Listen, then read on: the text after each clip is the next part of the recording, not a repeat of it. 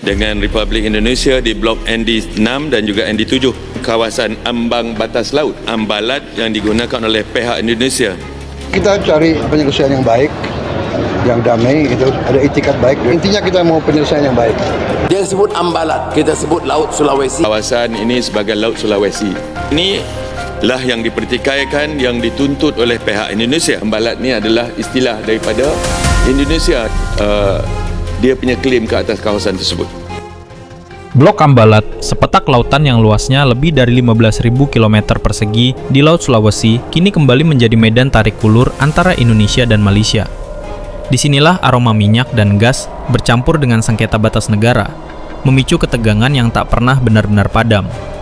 Kisah panjang sengketa Ambalat bermula dari tindakan sepihak Malaysia pada tahun 1979. Dalam peta maritim yang dirilis tanpa kesepakatan regional, Kuala Lumpur secara kontroversial memasukkan wilayah Ambalat ke dalam blok eksplorasi ND6 dan ND7 tanpa persetujuan Indonesia. Ada Tarnan di sini li, mau blok Ambalat mandar mau matakan tia. Berpegang pada prinsip negara kepulauan sebagaimana diatur dalam Konvensi Hukum Laut PBB atau UNCLOS 1982, Indonesia menolak keras peta tersebut. Bagi Indonesia, Ambalat adalah bagian sah dari landas kontinen Kalimantan Timur, lengkap dengan hak eksplorasi sumber daya alam hingga 200 mil laut dari garis pantai. Dan sekarang ditambah lagi dengan pernyataan Malaysia yang terang-terangan menolak kawasan itu dengan nama Ambalat dan lebih memilih istilah teknis Blok ND6 dan ND7. Dalam pernyataan terbaru dari Wisma Putra, istilah Ambalat dianggap sebagai narasi Indonesia yang menyesatkan.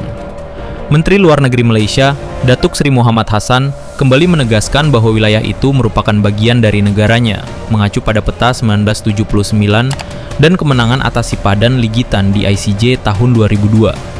Sementara itu, pemerintah Indonesia menyatakan, peta Malaysia tidak sah secara internasional karena tak pernah diserahkan kepada Komisi Batas Landas Kontinen PBB. Secara hukum, Indonesia meyakini posisi mereka kuat dan sah. Alih-alih menyulut konflik terbuka, kini kedua negara justru menunjukkan perubahan pendekatan yang mencolok. Dalam pertemuan bilateral antara Presiden Prabowo Subianto dan Perdana Menteri Anwar Ibrahim di Jakarta pada 27 Juni 2025, muncul ide mengejutkan, yaitu pengelolaan bersama. Bukan kali pertama dibicarakan, namun kali ini, joint development seolah mendapat lampu hijau di level tertinggi. Kunjungan Anwar ke Indonesia pada akhir Juli 2025 kembali menguatkan sinyal itu. Ia menyatakan, pemerintah Sabah akan dilibatkan penuh, namun Malaysia tetap tidak mengendurkan klaimnya atas ND6 dan ND7. Dari pihak Indonesia, Presiden Prabowo menegaskan bahwa pendekatan ini bukan tanda menyerah, melainkan langkah realistis untuk menghindari konflik terbuka dan memaksimalkan potensi ekonomi bersama. Namun ia juga mengingatkan, kerjasama tidak berarti melemahkan posisi hukum Indonesia atas wilayah tersebut. Dalam istilah geopolitik, ini dikenal sebagai cooperation under tension, kerjasama di tengah ketidakpastian. Di satu sisi, kedaulatan tetap dijaga, tapi di sisi lain, stabilitas kawasan dan keuntungan ekonomi tetap diutamakan. Apakah joint development cukup kuat menahan potensi konflik di masa depan? Atau justru hanya menjadi solusi sementara yang menunda pertarungan hukum dan diplomasi yang lebih besar?